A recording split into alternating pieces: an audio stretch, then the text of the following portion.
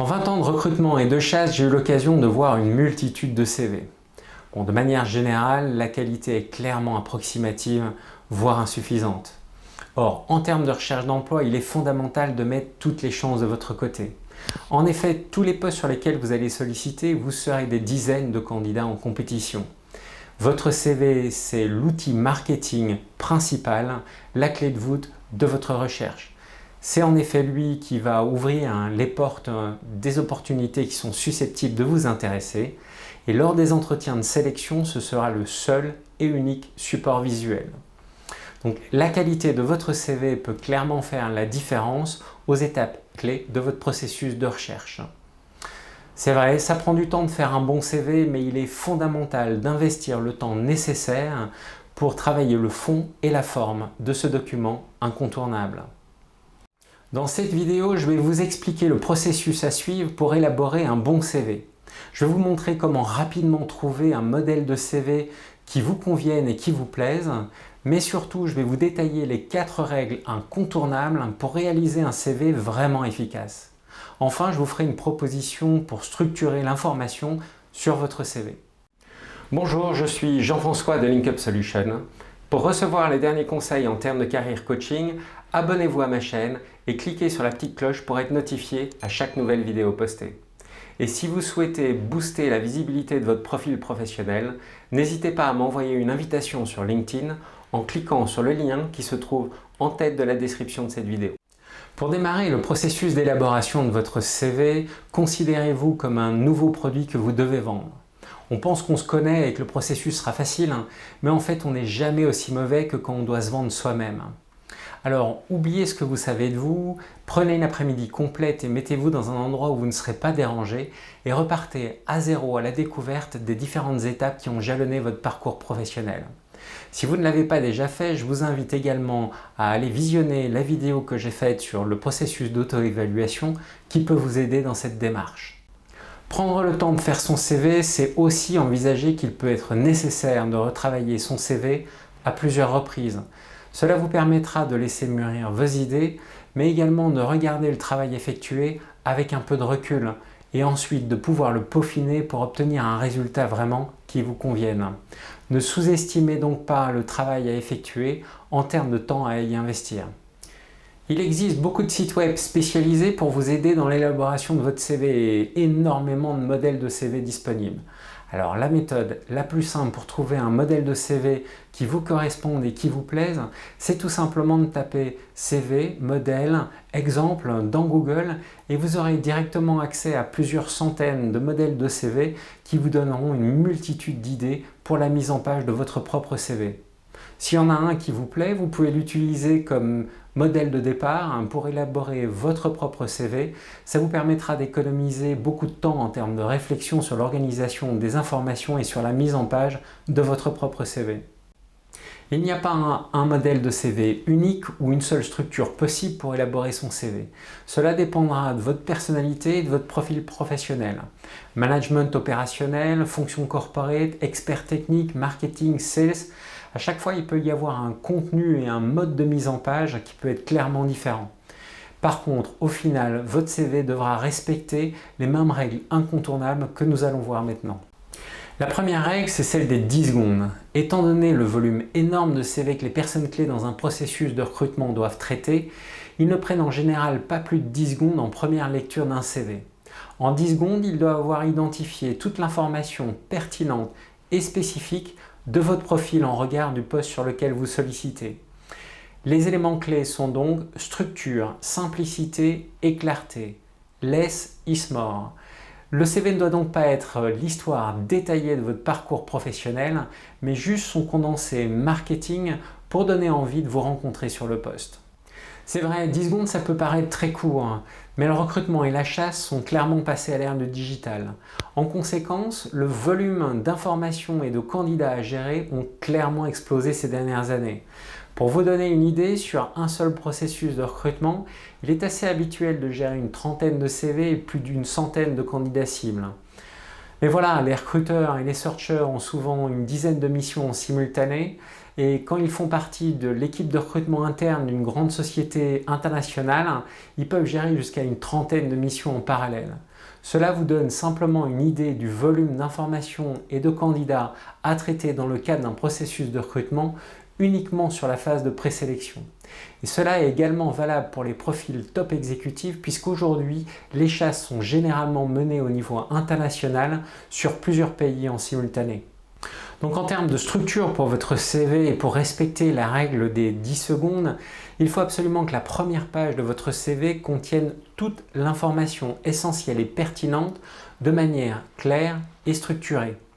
C'est pour cela qu'il ne faut pas essayer de tout raconter dans un CV ou de rentrer dans un mode rédactionnel. Au contraire, il faut rationaliser au maximum l'information qui s'y trouve pour en augmenter l'impact et la visibilité. De manière générale, un CV, c'est une page quand on a 10 ans d'expérience professionnelle et 2 pages quand on a 20 ans d'expérience professionnelle ou plus. Dans ce dernier cas, le plus important sont les 10 dernières années d'expérience professionnelle. Après, on peut commencer à condenser sérieusement le contenu pour que ça prenne moins de place sur le CV. Le CV étant l'élément central de votre recherche, il doit être un produit fini complètement professionnel pour être un véritable outil marketing efficace.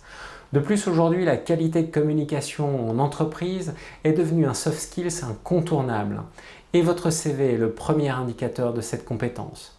De la mise en page et du contenu se dégagera une première impression qui ne cessera de se renforcer durant tout le processus de recrutement. Cela peut paraître évident, mais à mon grand désespoir, il m'est arrivé de nombreuses fois qu'un client refuse de rencontrer un candidat, pourtant très valable pour le poste, juste parce que son CV n'était clairement pas suffisamment professionnel. Proportionnalité et priorisation de l'information.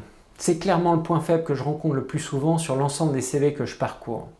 Bon, bien évidemment, l'ensemble de votre parcours professionnel est important, mais pour le poste sur lequel vous sollicitez et pour le recruteur, si vous avez 20 ans d'expérience professionnelle, ce seront les 5 dernières années d'expérience qui seront les plus significatives, puis les 5 suivantes, et ainsi de suite. Donc, dans l'espace de rédaction occupé sur votre CV, il faut suivre ce que j'appelle la logique de l'entonnoir. C'est-à-dire que l'espace accordé à l'information sera proportionnel à son importance pour votre recherche actuelle. Même logique concernant les sections annexes, les hobbies, les publications, les formations complémentaires. On pense que parce qu'on est à la fin du CV, on peut se lâcher. 5 lignes sur les hobbies, sans oublier qu'on a fait les scouts ou qu'on aime lire, un quart de page sur l'ensemble des emplois étudiants qu'on a fait quand on était jeune, un quart de page sur l'ensemble des outils bureautiques que l'on maîtrise comme Word, Excel, PowerPoint, un quart de page sur les formations complémentaires que l'on a suivies et un quart de page sur les publications qu'on a fait pendant son mémoire ou pendant son développement professionnel. Et à la fin, on a rajouté une page qui n'a aucun intérêt spécifique sur le poste sur lequel on sollicite ou pour le recruteur. Ça va tout simplement diluer l'impact du contenu de votre CV. Alors, pour éviter cela, posez-vous la question de la réelle pertinence des informations que vous allez y inclure. Est-ce que ces informations vous distinguent des autres? Est-ce qu'elles apportent une réelle valeur ajoutée à votre CV?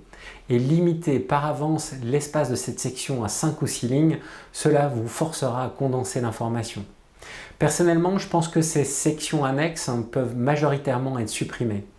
Les hobbies sont des sujets de discussion pour les entretiens, sauf si vous avez été classé au niveau national dans un sport ou que vous avez participé à des events ou des challenges qui sortent vraiment de l'ordinaire. Les outils bureautiques traditionnels tels que Word, Excel, PowerPoint sont considérés aujourd'hui comme des acquis et les formations complémentaires, soit elles donnent lieu à des véritables certifications, soit souvent elles n'ont pas de prévalence sur votre expérience professionnelle. Votre CV doit pouvoir plaire à un public large et diversifié. En effet, avant d'arriver dans la sphère de vos potentiels collaborateurs et responsables, votre CV doit arriver à convaincre des searchers, des recruteurs, des chasseurs de tête, des HR, qui ont tous des attentes et des points de vue différents. Votre CV doit donc avoir plusieurs niveaux de lecture et pas être uniquement compréhensible par vos pairs. Concernant enfin la langue du CV, si votre profil a une dimension internationale, votre CV devra obligatoirement être rédigé en anglais et de toute façon, à partir d'un certain niveau de seniorité, l'anglais, c'est la langue de prédilection. Voilà, en gardant à l'esprit ces 4 règles incontournables pour réaliser un CV vraiment efficace, vous devriez arriver à sélectionner le contenu qui fera partie de votre CV et arriver à le mettre en forme pour qu'il vous aide à accéder aux opportunités qui vous intéressent. Maintenant, pour vous aider à structurer votre CV, je vais vous donner quelques pistes pour organiser l'ensemble des informations de votre profil. Et vu son importance, je vais me concentrer sur la première page. La première section de votre CV, c'est la zone d'identification. Nom, prénom, date de naissance, les moyens de contact, un lien vers votre profil LinkedIn, votre lieu de résidence avec le code postal. En effet, de nombreux softwares de recherche utilisent la distance entre le lieu de résidence et le lieu de travail comme critère de sélection.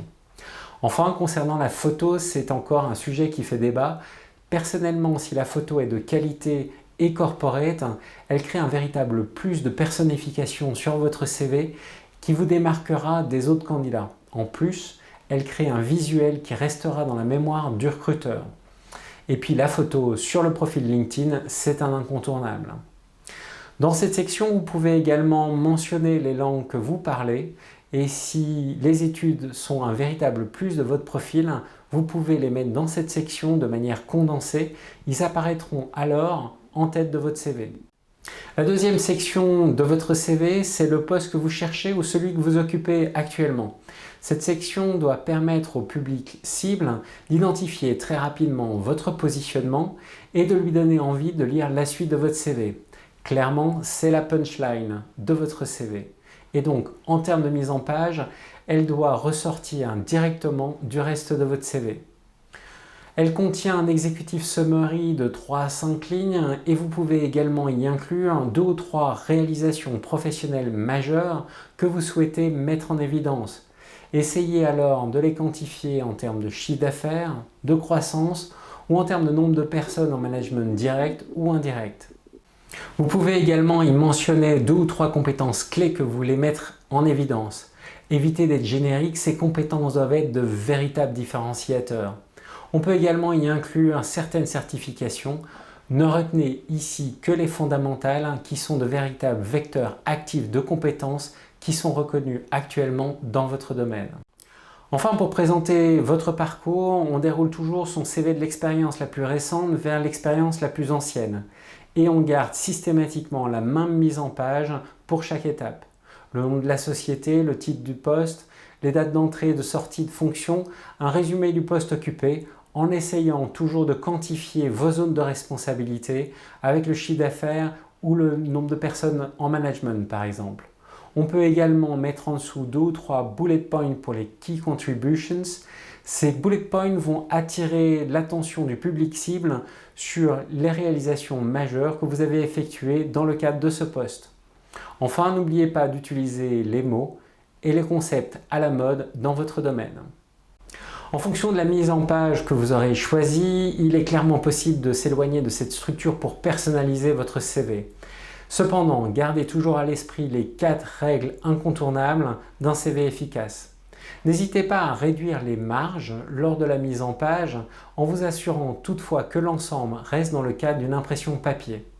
Dans l'espace du pied de la page, il peut également être utile de dater votre CV ou de numéroter les pages. Voilà, j'espère que ce tutoriel vous sera utile pour élaborer votre CV. Si vous avez aimé, n'hésitez pas à liker, commenter, partager et à vous abonner à ma chaîne. Et si vous souhaitez booster la visibilité de votre profil, vous pouvez m'envoyer une invitation sur LinkedIn.